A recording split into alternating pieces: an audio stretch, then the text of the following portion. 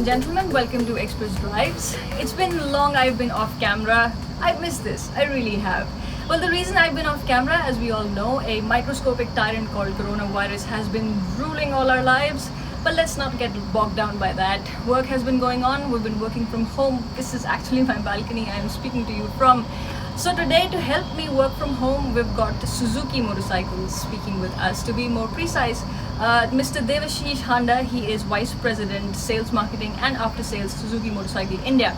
So we today are going to talk about how motorcycle buying experience, ownership experience is going to be different now that safety is going to be of paramount concern. So what has Suzuki Motorcycle been up to? We'll find out. Hi, Mr. Handa. Thank you very much for joining us. Welcome. My pleasure, Abhilasha. All right, so I'm just going to get straight to the point. So now that we're living in a world where coronavirus is, it has made safety a paramount concern. So I want to know, how is buying experience going to be different for customers now? Considering that motorcycles are a very, it's a touchy-feely segment. You want to see the bike, you want to ride the bike before you buy it. My sense is that the customer behavior, to the extent of his wanting to experience, touch, feel, and experience the vehicle would continue. And it is the onus would be on people like us to walk the extra mile and make that happen given the limitations in the environment. So what we have started doing, and it gives me great pride and joy to share with you that we at Suzuki were the first in our category to develop and announce this. We have already introduced a program called Suzuki at your doorstep. So under this, like I have said, that they will continue to want to experience.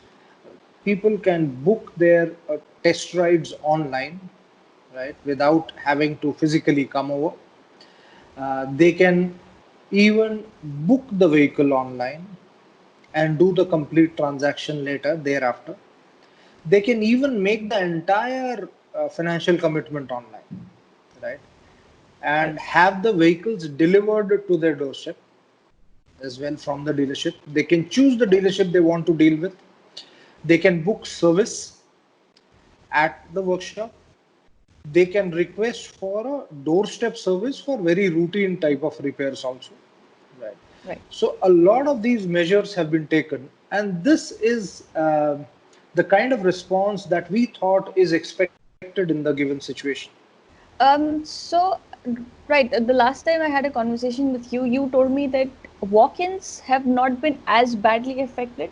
So what do you say about that?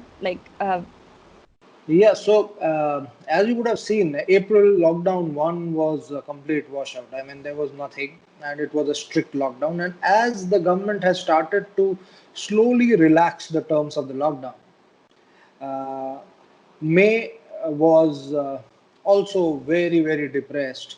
But as the government has declared unlocking from June, we have experienced an initial response which has been substantially better than what we would have expected.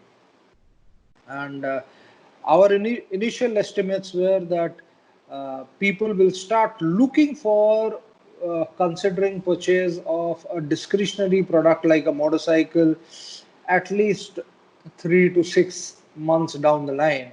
But we are pretty pleased that in the first month of the formal unlocking, our retails are, at least more than half of what they normally are in normal times, that they were in pre-COVID times. So it's a much better response than we expected it to.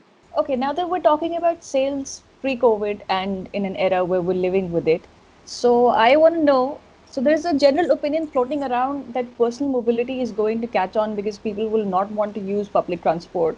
So two-wheelers could be a segment which sees a considerable hike in it because it ensures a personal space. So do you see a nice boom coming along in the two-wheeler segment in India in the coming months? Okay, if I have to hazard a guess based on the just about 20 days of gradual unlocking that has happened, uh, the experience seems to suggest that. Having said that, uh, we would at Suzuki we are not really drawing a conclusion on this so far because these are early days. We would like to see this trend continue, and if this continues to be so over July and August, then yes, we can say that definitely the hypothesis is being established. So this is pretty much a waiting game right now. We'll Yeah, know in a couple of months, absolutely, let's say. Right. absolutely. All right. So I want to know if Suzuki Motorcycle is doing anything or has already started doing anything to make motorcycle ownership a little bit more easier for people now. Because still there are still confusions that, okay, how do I buy a bike? And there are Yeah, some hesitation with buying as well, because job has been jobs are affected. Some people have lost their absolutely, jobs. There are pay cuts. absolutely. So how is Suzuki Yeah. making it easier? So this difficulty or kind of aversion to consider purchase of a two-wheeler, we have at Suzuki looked at it in two parts. One is to make the person a little more open in the mind to consider buying because reasons of livelihoods have been impacted a little adversely as a consequence of the pandemic. So cash flows, personal cash flows, not just business cash flows, but even personal cash flows are affected. So to that extent, we have the RBI has done its bit, and as a consequence, the commercial banks. So lending is has been relaxed. We, on our part, have been able to convince the banks a little more, our financials a little more, and we are trying to see if even higher tenor loans can be possible. For a serious buyer who would like to buy, provided his cash flow concerns are taken care of largely, uh, the best way, to my mind, is to reduce his outflow initially, right? Right. Without increasing the liability, just deferring his cash liability. So we are in talks, and to some extent we have started rolling out also longer tenure kind of finance schemes that go up to, normally in two-wheeler business we have most preferred is about 48 months tenure, 2 years, and we are starting to see if we can have a 4-year tenure, right? So Okay. that would bring down the, keeping the average lending rate the same, so it will bring down the monthly installments by half. So Right. there are attempts in that direction. That is in terms of making it a little more affordable and therefore worth considering. That is one. Right. On the second part is that having considered the experience, the physical fear, the fear of the pandemic itself. Yes. Right. So how do I go? Is the second part. How do I go to the Right. dealership? I fear venturing out. So to address that, we have, as I mentioned earlier, that has been the genesis of this entire Suzuki at your doorstep digitization initiative on our part. And so, in a combination of two, making it easier financially and Yeah. making it easier when it comes to physical safety. So Right. both these measures are being taken. While you say that customer walk-ins are not that badly affected as you expected them to be, but even so, online sales will pretty much be how most people will buy their motorcycles. No, So, Abhilasha, I like to yeah, put it slightly differently.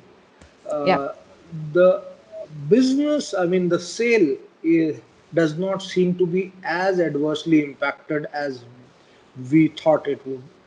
But walk-ins are. People okay, are not. If I go by, by literally, then yes, there are much fewer people walking into the showrooms, right, and necessitating that we walk to them. So when we experience that, the desire to buy is not as damp, but as the desire to walk in, then we had this initiative that we will reach out, right? Right. Because to make that happen, the latent demand translate into actual business. So the walk-ins have been impacted because of the fear, and from on our part we have done whatever we could in terms of taking all precautions at our dealerships, all precautions from social distancing to sanitization to awareness for each person who comes in, Right. uh, physically walks in, and also proactively from our dealership side, communicating to their entire customer base, to their Right. entire customer database. They have proactively sent out communication that our outlets are safe for you to walk in. So we are doing a bit in terms of building confidence. But do you see a growth pattern, a trend coming along for online sales? Early days to say so. Yeah. Interest levels are high. Yeah. But it is just the first one. We have not even completed 30 days so far. Yeah. So it would not be appropriate to say whether this is a trend or anything of that kind. As I said earlier, we would like to see at least a month or two more to be able to say that yes, this is a trend that is inching up. Gut feel says it will inch up. My sense is, I hope things are better than my assessment. Uh, but my sense is that it will pick up gradually, and Right. it will not be an exponential curve. It will be a linearly increasing curve.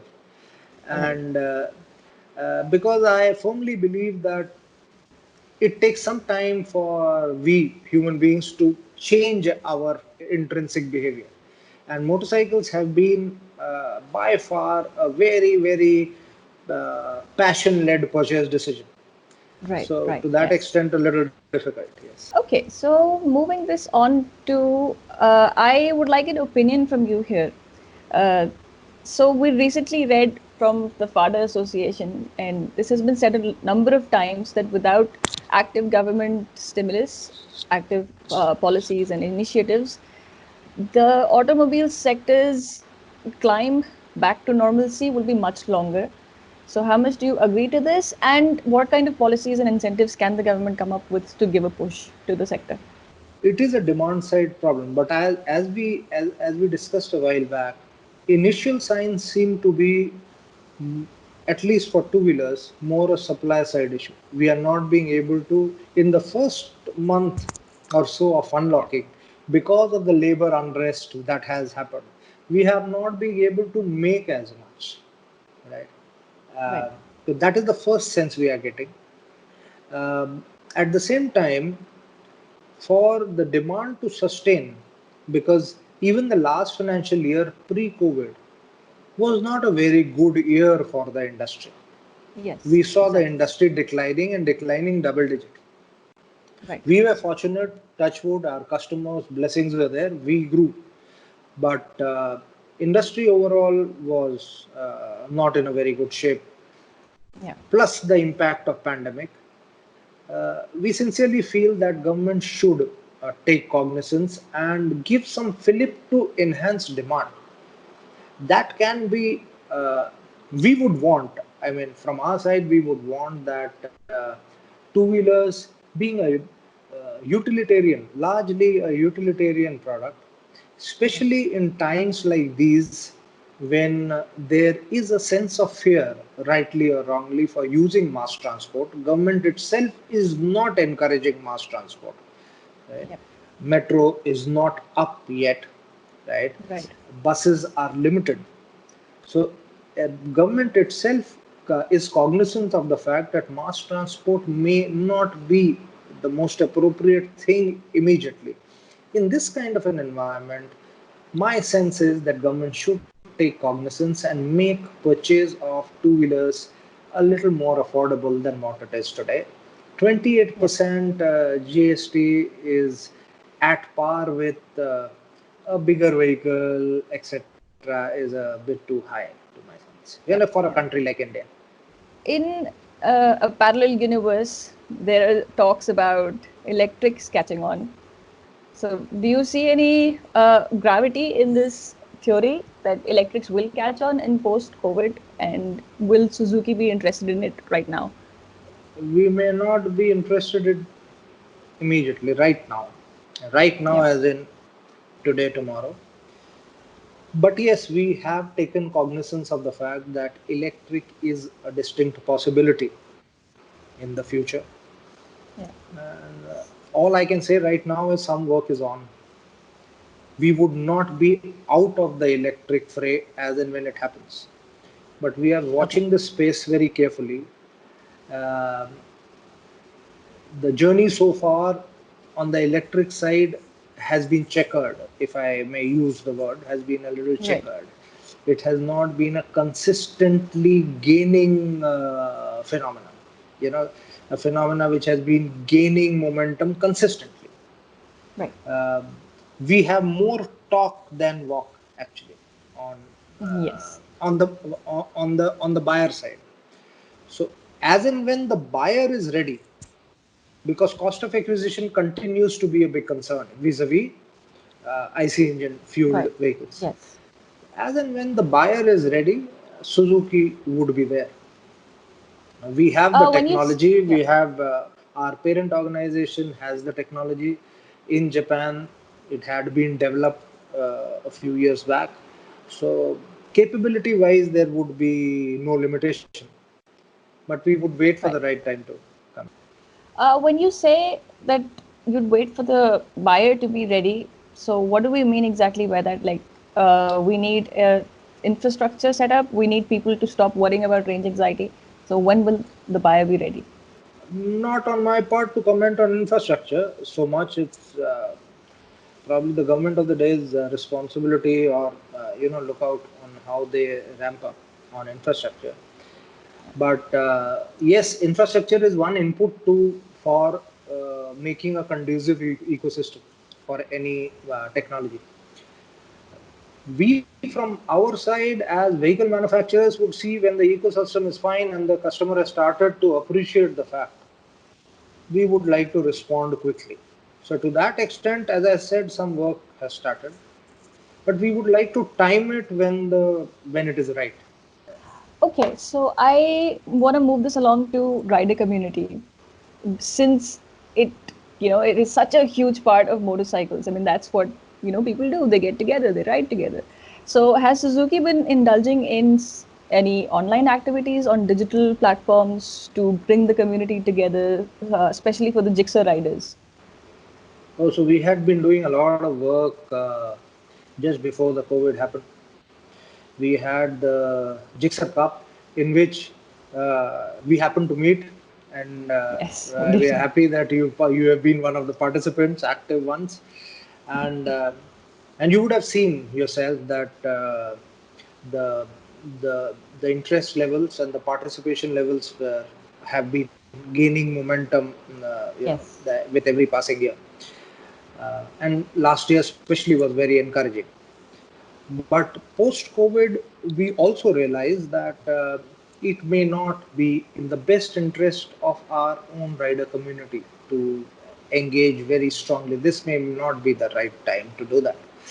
Right. Um, we would want to take it up further. We had taken a lot of initiatives to uh, kind of get the entire community structured and under one roof. uh, because we realized that over the last 3 to 4 years, Gixxer fans were in disjointed, unorganized fashion in their own towns. Were doing something at a very localized level, so Yes. we tried to structure that. Um, Yep. Bad luck, something like the pandemic has happened. It may have pushed deferred it a little, but our efforts would continue. We're just waiting Right. for a little better times, and then we will revive our efforts once again. Right. Because for motorcycles, it has to be something like a ride or a race. It's got to Yes, be something like that. absolutely, absolutely. Oh, so now that we're mentioning the Gixxer, let's talk about the 250cc engine. I mentioned this the last time as well. It's a good engine. It's a great platform. So I'm thinking about other iterations of it. Are we going to see the Intruder 250 anytime soon? Difficult to say. Would Yeah.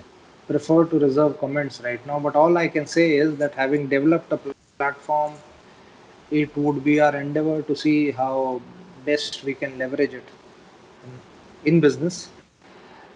It's a good platform, as you said. The first product has